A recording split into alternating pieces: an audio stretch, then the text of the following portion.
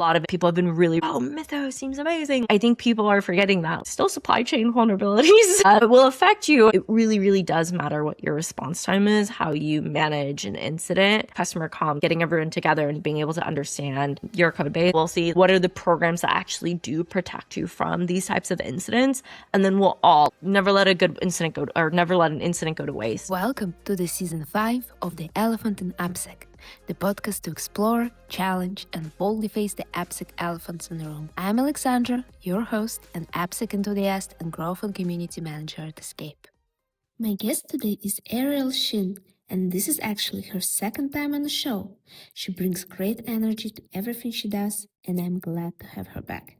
Ariel is a pentester turned AppSec turned senior security engineer. She's managed security engineering teams at Datadog and Twilio and has always made a real impact in vulnerability management and risk reduction.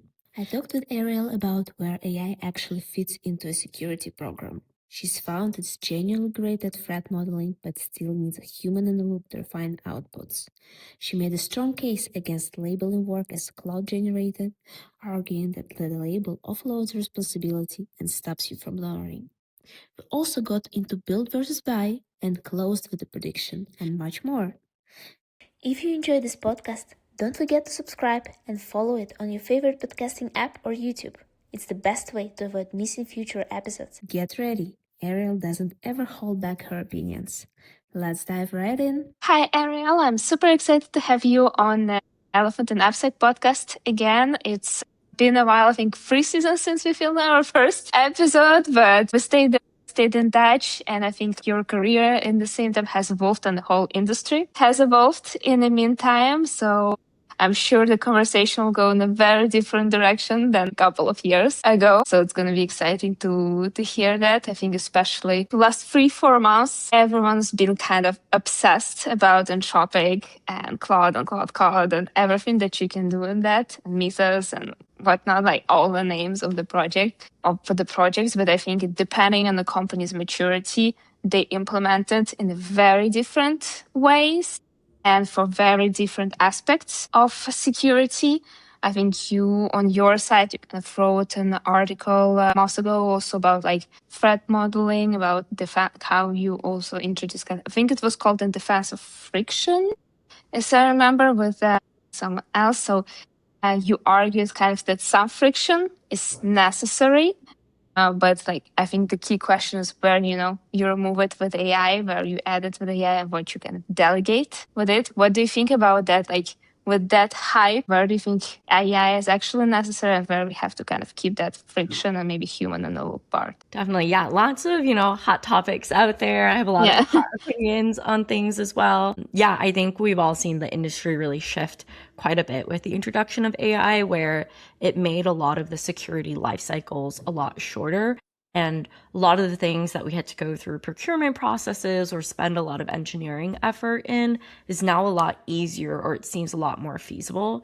And so now there are a lot of these questions of what do we automate first? What do we use agents for? What do we still use humans for? And how do we start to figure out what the next year looks like, the next 5 years looks like in terms of building out a security program? Yeah, I think it's maybe even the next 3 months. Not sure what it's gonna look like, to be honest, because everyone is how did your day-to-day maybe change, with the arrival of everything that you can build right now by yourself? So I think the first thing is like I can contribute more code a lot more easily. Like I had recently joined a company a year ago, and they're in Ruby, and so I don't know Ruby very well, but because I know Python, it's super easy for me to use like Claude Code, to not even like use natural language, to not even like share my like Python snippet, to really easily and quickly like spin up, understand different code bases, be able to like debug different issues. It makes it so much easier to onboard and ramp up, which I thought was really, really nice. Like if there isn't that like senior available to you every day to kind of guide you through kind of the different repos, kind of what different teams do, I can ask all of these questions now as I onboard, find relevant articles, get context and history on teams. Because I think some of that can be missing, where you see something existing like, oh, this project seems really great, this feature is amazing, but you'd like to know how it was built so that you could also similarly have an impact like that, it's really, really helpful to be able to dig through the timeline and understand kind of what were some of the blockers, how did they unblock themselves, and what were the major milestones. Yeah, I think I agree with that. Like, it's so easy, to learn anything new. Like, I think, yesterday I basically like kind of hacked the one of the platforms. Like, I can tell about it because I didn't feel like, I don't know how to feel responsible disclosure, but basically I asked Claude, how can I go with like through a Google Chrome tab, through like observing the network and API call with exposed token. How can I kind of retrieve all the data? And it worked. So it's like, it's crazy, like how the person with that no previous like breaking down the systems experience. And on your side, like building maybe the systems in Ruby that you can like so quickly get onboarded on something. Did you start to see like that the engineers also, because of that fast onboarding, change their approach, like to you, that your relationship with the engineers changed in a more kind of positive way, or not at all? I still think there is this relationship with a lot of different engineers where you're the security person. So sometimes people are hesitant to complete all of the security work that they need to do or understand the security risks and mitigations required for their project on their own completely, especially if they feel really scared about this risk or they're not too familiar with certain technologies. They'll still be like, we still want to reach out to you. And I think it really depends on the audience. If someone is an engineer through and through, they definitely are already the ones who know a lot about these security vulnerabilities, who will dive in themselves. But if maybe someone who's not that persona, maybe who works in like marketing or in sales, but now they're engineering a lot more, they want more help. But there are some folks that maybe we aren't reaching out to, or they haven't reached out to us, that are kind of just like YOLOing things and just shipping things out. And that's, I think, where your security program needs to have the guardrails to identify, detect, ensure that folks just aren't shipping code without really thinking through the ramifications of it. I wouldn't trust myself building an API, for example, even if working, like writing like a lot of articles on that, I wouldn't trust myself for sure. I think that's very like interesting perspective to see. And I believe like for me, for example, I think marketers will be new attack surface, and I like whole like industry narrative AI versus AI was just going to expand more and more because people are going to shoot more and more with less experience as well. Since you mentioned like the onboarding part, I think especially like when we onboard new applications, a new project, what we kind of often do is also like threat model what can happen, what can go wrong. And I've seen like more and more workflows around like automating entirely threat modeling with Claude. So what do you think about that? I think especially like 2 weeks ago we did a webinar on that, and it was like a specific part of it was threat modeling. How can we automate threat modeling process with different skills and code and like uploading artifacts? Do you think it's not like what parts of it do you think are necessary to automate, and what parts kind of want to really keep reviewing yourself? Yeah, I think AI does a really, really great job of threat modeling.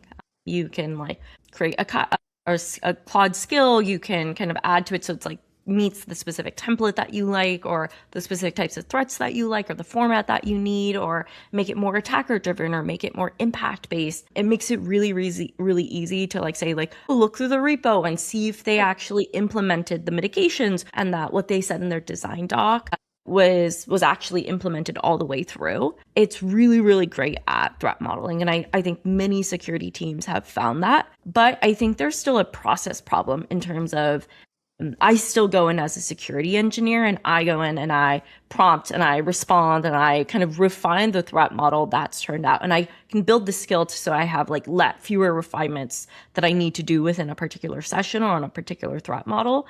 But I don't have confidence fully yet that if I just give, let's say, like a Jira ticket or a design doc, that it's going to create the output that I would have made or that would meet my expectations just yet for all projects that come in. And so I think that's where teams are saying, okay, how do we now create this like prioritization method so that the ones that are super consistent, low hanging fruit, they're pretty standards. We're just telling them like follow our product security standards or application security standards. Like we're just looking at very basic things that should be done right, that are fundamental building blocks. How do you identify those projects coming in? And so that's where agents are also really good at understanding context, getting those different design docs.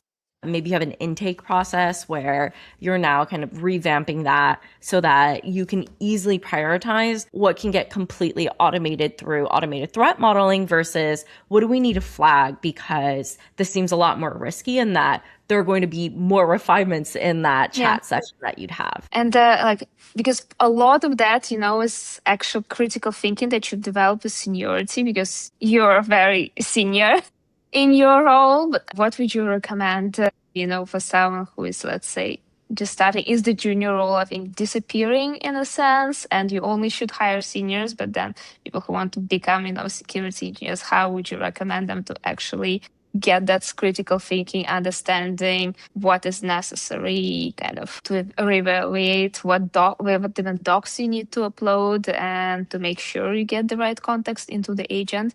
How would you recommend them to proceed? I still think there's so much opportunity to grow and learn. I like yo-yo back and forth between, I'm just going to have Claude do everything. Like, as people say, let Claude cook, and just, I completely offload my work.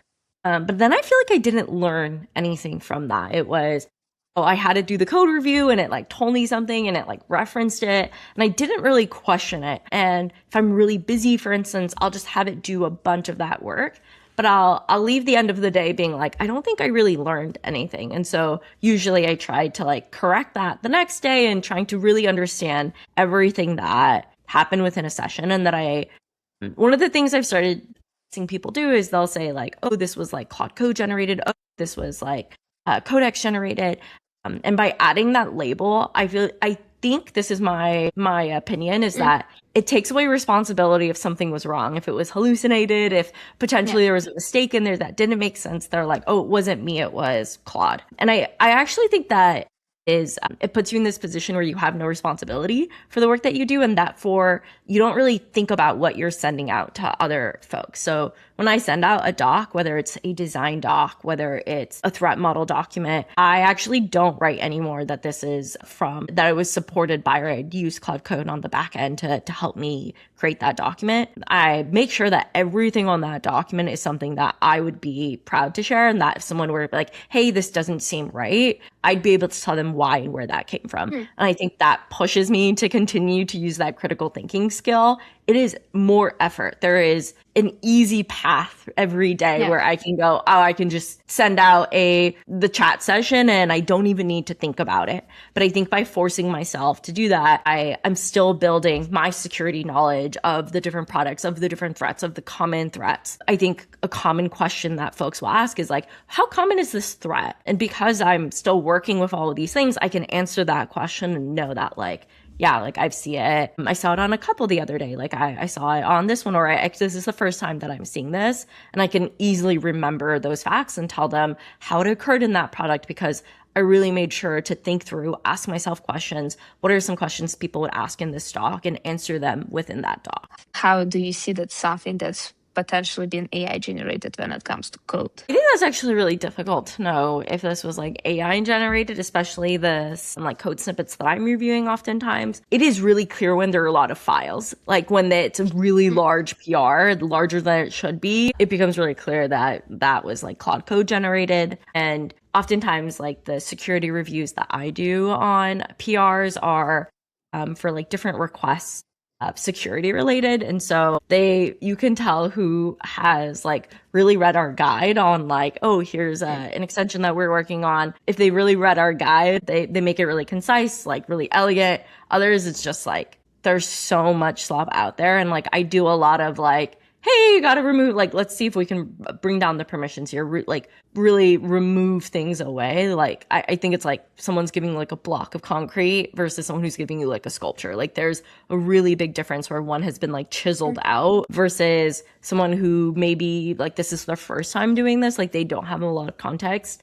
And they just really wanted to build it quickly. There's a lot of refining that needs to be done. Recently I had worked on a vibe coded demo, which was a first for me in terms of I wanted to move uncomfortably fast. I wanted to know what that like other end, because I think I'm a bit more cautious generally as a person in the way that I work. And I'm a little bit less on the AI hype train. But I was like, if I were to put my like AI hype train hat on, what would that experience be like? And I had an idea for like improving our intake form, and it was, can I vibe code this demo in like a day or two to share out with the team? And it was super interesting because we were like redoing this entire thing. There was like some automations behind all of it, and it was the vibe code demo worked. Like I was able to just share that out through like a clip and get feedback on the team really, really quickly on the end product.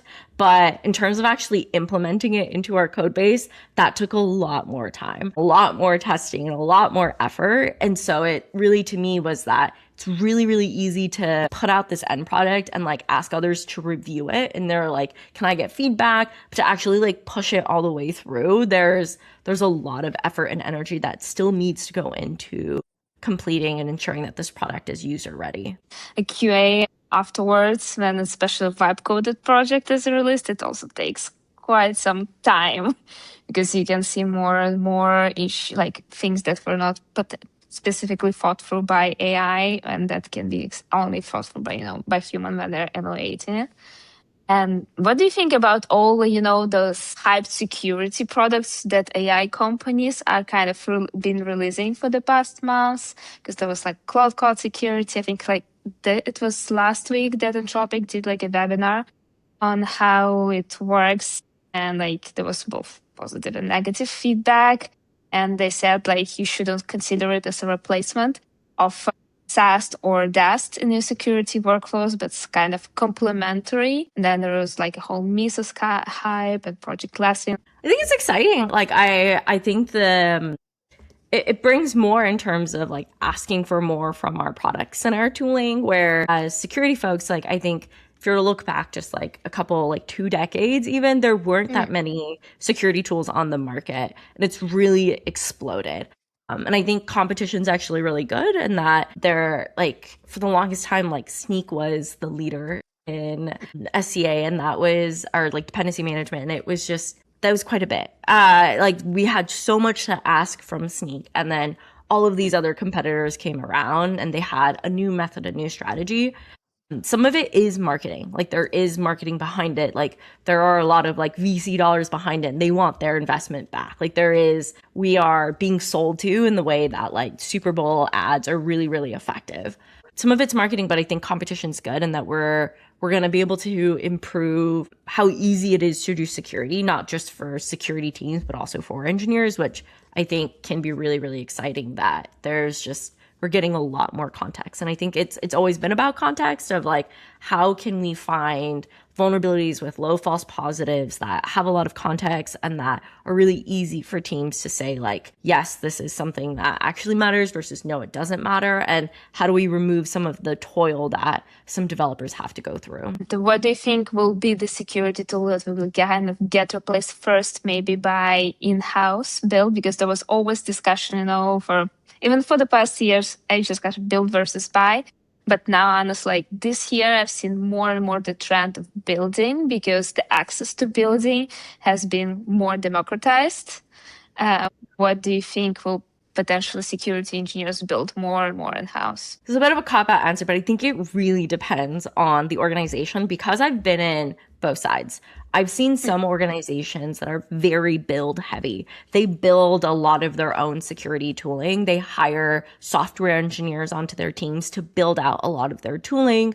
And they'll continue to do that. They'll continue to hire software engineers to play around with different agents, to really automate different processes, make it a lot easier, make it a lot faster, make everything a lot more secure through automations. Teams will continue to do that, and they're going for everything. It's depending on their scope, depending on kind of what's possible, like what the newest like trends are of like, oh, okay, let me try doing code reviews through it. So like I don't need another tool for that. But then on the flip side, there are companies that love to buy tooling. They keep their teams maybe a little bit slimmer, and they are really interested in trying out newer tools. And are interested in looking at all types of vendors. They don't just look at the kind of established vendors that have been in the industry a long time. They'll look at some of the newcomers. And those teams will continue to buy tools. They'll continue to use tools that make it a lot easier to integrate AI into their workflows so that they don't have to do some of the training, the tinkering themselves. And so I think both will exist.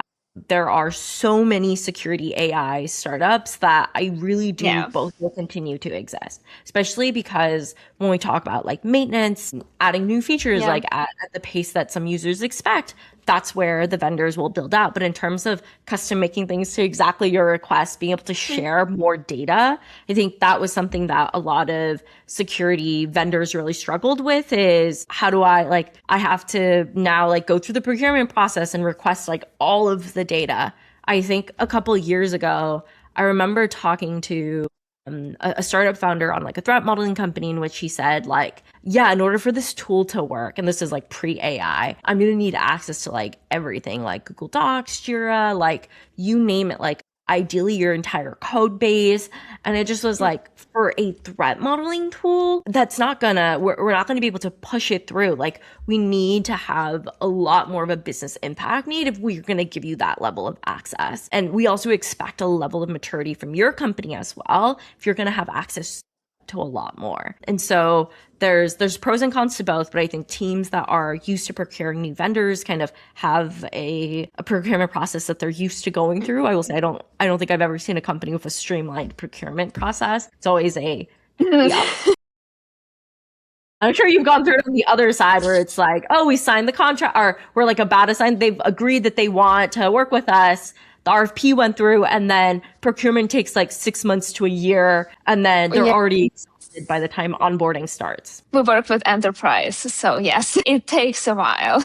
Sometimes it blocks at the procurement because in the meantime, like for someone, the higher stage can be fired. Well, they already went for POC and everything was validated. Then suddenly reorg and there's nothing you can do there, to be honest. But I think it's, especially when it comes to access to data, we've seen a very different requests, I think. Well, I know more about penetration testing side of things. So difference between white box and black box, there is more and more expectation that we see in the industry when it comes to actually the tool being able to do black box testing, because with white box, you can find more vulnerabilities, but you have to give access to so many things. And not every company, as you mentioned, can do that. So there is definitely, and there's more pressure to do everything kind of black box and deliver the results without giving access to the data, which is kind of interesting to see. And I think also in more AI native orgs, the structure gets more and more flat in a sense, at least. I'm not sure how it's your experience, but since there are more builders that are being hired, there are also more need for IICs, and there is also rise of even new thing, high impact individual contributors. I think senior people, like you, who already have a wealth of knowledge and can contribute a lot to organization. I think in your kind of career, you've seen being a manager, being IC, back to the IC, which for different people can be different experience. What do you think kind of maybe management experience taught you that makes you maybe also a sharper and a better IC now? There's so much that you learn when you first get into that manager role. I think I've heard that the frontline manager, the manager one role, is one of the hardest roles because you are still operating as an IC. And if you join a new organization, you're onboarding as both an IC and also learning how to manage a team. You're kind of getting pressure from both sides, and it's a completely new role. And so in that being a new challenge, I feel like I learned a lot about what a manager goes through, kind of what is on their responsibilities, kind of what are the things that I actually look for in a performance review. I think when I was earlier in my career, I was willing to do anything and everything. I think I'm very much so of an achiever mindset where I just, was how can I collect all the gold stars? Let me just try to do all the things, and maybe not being so strategic about the projects that I'm working on and how I'm spending my time. The other one was relationships. Like I think I would just like spend time with the folks that like I was working on the projects, or like hang out with people on the security team, and just like treated it really much like, so just like coworkers that I make relationships with. Like everything was just like everything was an exciting opportunity, and everyone was like an exciting new friend or coworker to work with. And so it was very greenfield to be like, everything is great, amazing. Yeah, I'm excited. saying yes to everything. And it was really hard for me to say no. Like, it was learning to prioritize. It would be like my back would be up against the wall, where I was like, I'm about to go on PTO and I have all of this work that I promised would get done. And I don't want to bring my laptop. So like, I have to finish everything. And I now really do have to ruthlessly prioritize. And so I think having that experience is, as a manager, I can have a better idea of business impact. Like, what is business impact, business justifications for things, like what matters to the organization. That's become really important. It's not just working on a project because I'm interested in it, but what is the impact to my team? And how does it affect the larger organization, the business itself? I think some of those like town hall meetings that I go to, I've like worked in like healthcare, I've worked in telecommunications, I've worked in infrastructure, and I've worked in now fintech and all these different industries. I was never going like, ooh, I love telecommunications and I love learning more. Like, some of it was like, yes, I am interested in it and I love to learn, but it was never from a place of like, this is so meaningful to me because when I was a child, I loved texting. Like, that was not, I was not never being like, yeah, I think the more senior you go, yeah. But it's become more, it's really, really important to understand how the business operates, how the finances work, what leadership is prioritizing, and understanding like, oh, finances aren't looking good, like maybe layoffs are on the horizon, and how do I protect my team? How do I ensure that I think someone who doesn't have like really good business acumen can really, really affect their team, in that they keep telling their team, like, you're doing a great job, like continue to work on these projects that I'm protecting you from.